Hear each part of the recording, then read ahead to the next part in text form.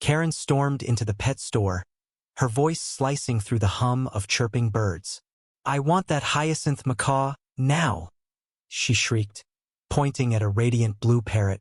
The clerk, Mia, hesitated, recalling Karen's history of returning animals in neglectful states. Karen's tantrum escalated. She smashed a cage, sending finches fluttering in panic. Customers gasped as she swung a net, cursing. "You can't deny me." Her entitlement choked the air. Then, a twist. An elderly man, Mr. Tate, a regular, stepped forward. His calm voice cut through. "I saw her last dog, starved. She doesn't deserve another creature."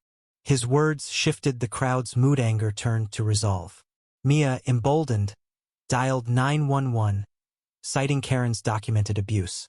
Karen's face twisted in fury, but the police arrived swiftly. Evidence of her past cruelty, logged by the store, sealed her fate. Handcuffed, she screamed about her rights. But the crowd's silence spoke louder. The macaw, safe, preened quietly. Karen's demand for a rare bird ended in her own cagey. A bitter reckoning. The store vowed to protect its animals, and Mr. Tate adopted a rescued canary. His gentle act a quiet rebuke to Karen's chaos. Her downfall wasn't just legal. It was the community's stand for compassion. A stark reminder that entitlement reaps its own ruin.